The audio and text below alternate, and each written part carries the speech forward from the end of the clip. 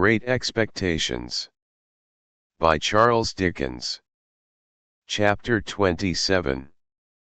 My dear Mr. Pip, I write this by request of Mr. Gargery, for to let you know that he is going to London in company with Mr. Wopsle and would be glad if agreeable to be allowed to see you.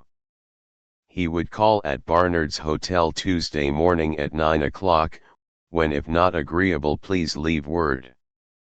Your poor sister is much the same as when you left. We talk of you in the kitchen every night, and wonder what you are saying and doing. If now considered in the light of a liberty, excuse it for the love of poor old days. No more, dear Mr. Pip, from your ever obliged and affectionate servant, Biddy. P.S. He wishes me most particular to write what larks. He says you will understand.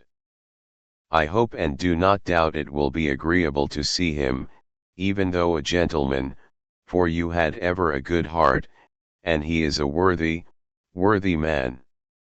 I have read him all, excepting only the last little sentence, and he wishes me most particular to write again what larks. I received this letter by the post on Monday morning, and therefore its appointment was for next day. Let me confess exactly with what feelings I looked forward to Joe's coming. Not with pleasure, though I was bound to him by so many ties, no, with considerable disturbance, some mortification, and a keen sense of incongruity. If I could have kept him away by paying money, I certainly would have paid money. My greatest reassurance was that he was coming to Barnard's Inn, not to Hammersmith, and consequently would not fall in Bentley Drummle's way. I had little objection to his being seen by Herbert or his father, for both of whom I had a respect, but I had the sharpest sensitiveness as to his being seen by Drummle, whom I held in contempt. So, throughout life, our worst weaknesses and meannesses are usually committed for the sake of the people whom we most despise.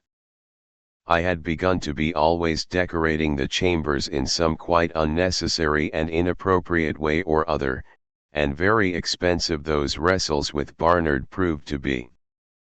By this time, the rooms were vastly different from what I had found them, and I enjoyed the honor of occupying a few prominent pages in the books of a neighboring upholsterer.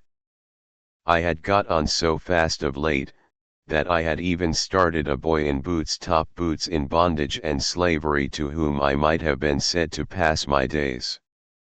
For, after I had made the monster, out of the refuse of my washerwoman's family, and had clothed him with a blue coat, canary waistcoat, white cravat, creamy breeches, and the boots already mentioned, I had to find him a little to do and a great deal to eat, and with both of those horrible requirements he haunted my existence.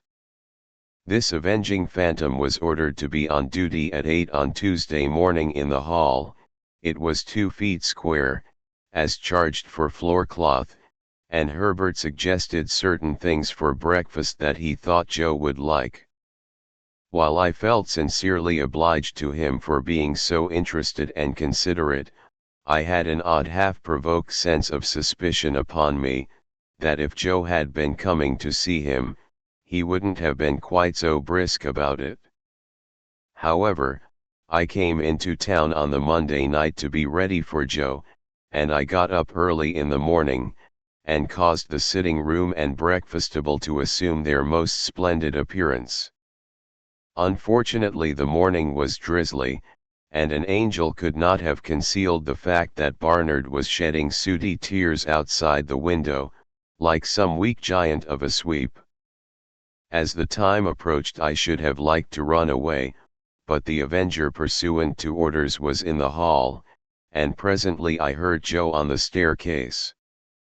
I knew it was Joe, by his clumsy manner of coming upstairs, his state boots being always too big for him, and by the time it took him to read the names on the other floors in the course of his ascent.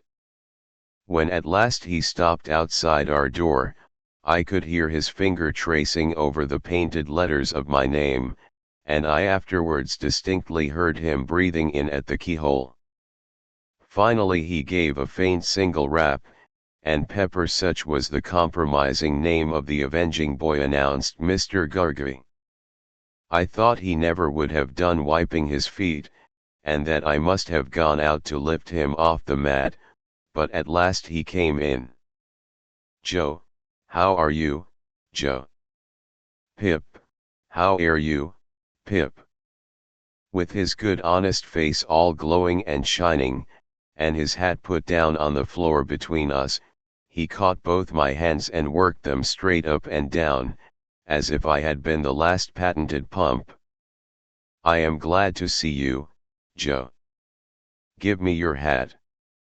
But Joe, taking it up carefully with both hands, like a bird's nest with eggs in it, wouldn't hear of parting with that piece of property, and persisted in standing talking over it in a most uncomfortable way. "Which you have that growed," said Joe, "and that swelled, and that gentle folked." Joe considered a little before he discovered this word, "as to be sure you are a honor to your king and country. And you, Joe, look wonderfully well." "Thank God," said Joe, "I'm equervil to most." "And your sister, she's no worse than she were. And Biddy, she's ever right and ready. And all friends is no backrider, if not no forerider. Septon Wopsle, he's had a drop." All this time, still with both hands taking great care of the bird's nest, Joe was rolling his eyes round and round the room, and round the flowered pattern of my dressing gown. "Had a drop, Joe?" "Why, yes," said Joe, lowering his voice, "he's left the church and went into the play acting. Which the play acting have likeways brought him to London along with me." "And his wish were," said Joe, getting the bird's nest under his left arm for the moment, and groping in it for an egg with his right, "if no offence, as I would and you that." I took what Joe gave me, and found it to be the crumpled playbill of a small metropolitan theatre, announcing the first appearance, in that very week, of the celebrated provincial amateur of Rossian renown, whose unique performance in the highest tragic walk of our national bard has lately occasioned so great a sensation in local dramatic circles. "Were you at his performance, Joe?" I inquired. "I were," said Joe, with emphasis and solemnity. "Was there a great sensation?" "Why," said Joe, "yes, there certainly were a peck of orange peel. Particular when he see the ghost. Though I put it to yourself, sir, whether it were calculated to keep a man up to his work with a good heart, to be continually cutting in betwixt him and the ghost with amen." "A man may have had a misfortune and been in the church," said Joe, lowering his voice to an argumentative and feeling tone, "but that is no reason why you should put him out at such a time. Which I mentersay, if the ghost of a man's own father cannot be allowed to claim his attention, what can, sir? Still more, when his mourning it is unfortunately made so small as that the weight of the black feathers brings it off, try to keep it on how you may."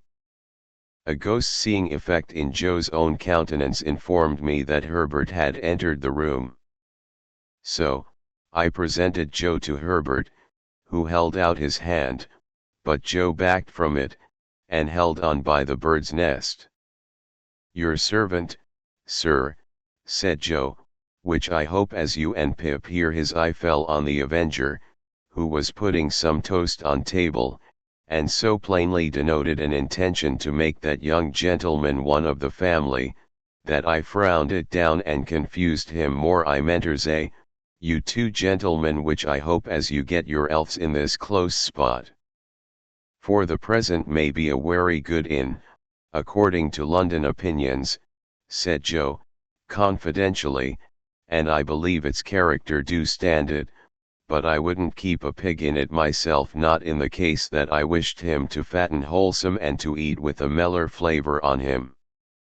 Having borne this flattering testimony to the merits of our dwelling place, and having incidentally shown this tendency to call me sir, Joe, being invited to sit down to table, looked all round the room for a suitable spot on which to deposit his hat, as if it were only on some very few rare substances in nature that it could find a resting place, and ultimately stood it on an extreme corner of the chimney piece, from which it ever afterwards fell off at intervals.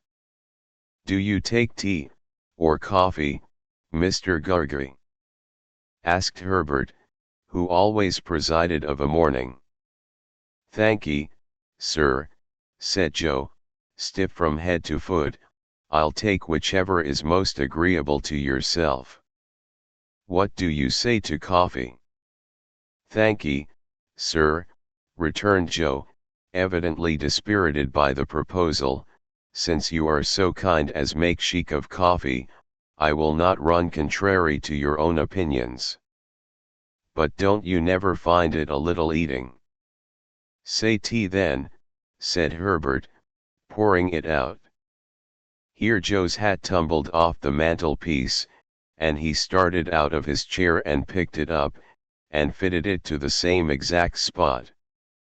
As if it were an absolute point of good breeding that it should tumble off again soon. "When did you come to town, Mr. Gargery?" "Were it yesterday afternoon?" said Joe, after coughing behind his hand, as if he had had time to catch the whooping cough since he came. "No, it were not." "Yes, it were." "Yes, it were yesterday afternoon," with an appearance of mingled wisdom, relief, and strict impartiality. "Have you seen anything of London yet?" "Why, yes, sir," said Joe. "Me and Wopsle went off straight to look at the blacking where us. But we didn't find that it come up to its likeness in the red bills at the shop doors, which I mentersay," added Joe, in an explanatory manner, "as it is there drawed to architectural oral." I really believe Joe would have prolonged this word, mightily expressive to my mind of some architecture that I know, into a perfect chorus, but for his attention being providentially attracted by his hat, which was toppling. Indeed, it demanded from him a constant attention, and a quickness of eye and hand, very like that exacted by wicket-keeping. He made extraordinary play with it, and showed the greatest skill, now, rushing at it and catching it neatly as it dropped, now, merely stopping it midway, beating it up, and humouring it in various parts of the room and against a good deal of the pattern of the paper on the wall, before he felt it safe to close with it, finally splashing it into the slop basin, where I took the liberty of laying hands upon it.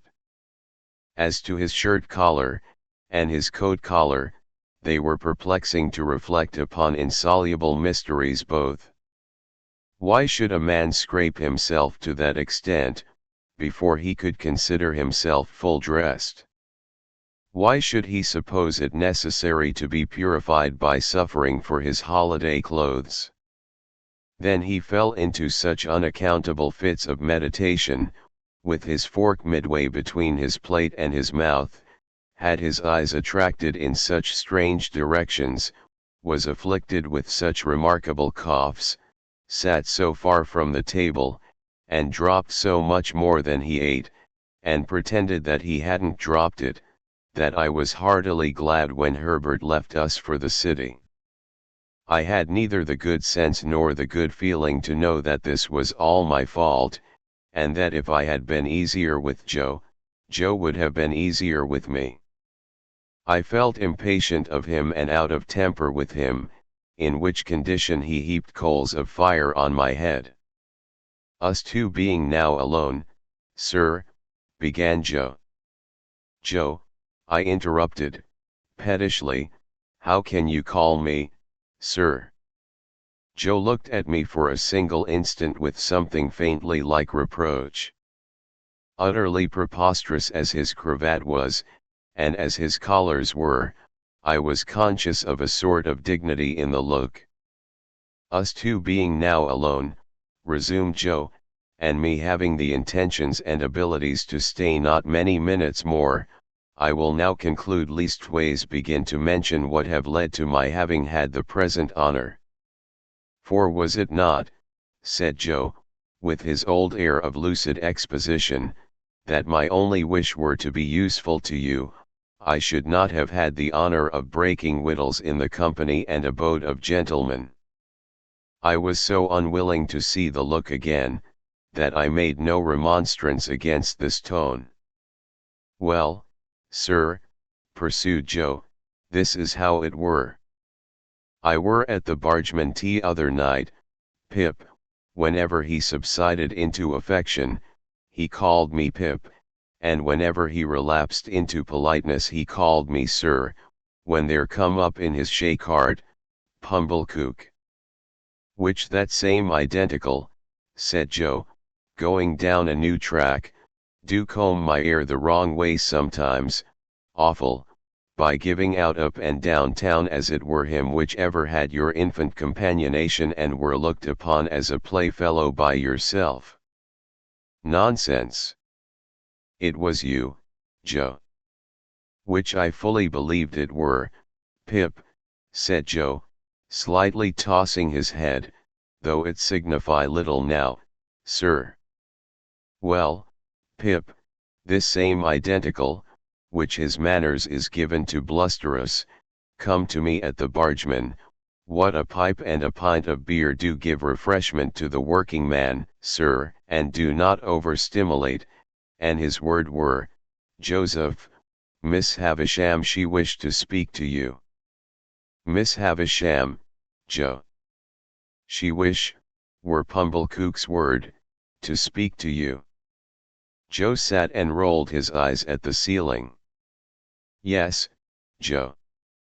Go on, please. Next day, sir, said Joe, looking at me as if I were a long way off, having cleaned myself, I go and I see Miss A. Miss A, Joe. Miss Havisham. Which I say, sir, replied Joe, with an air of legal formality, as if he were making his will, Miss A, or otherways Havisham. Her expression air then as following, Mr. Gargery. You air in correspondence with Mr. Pip.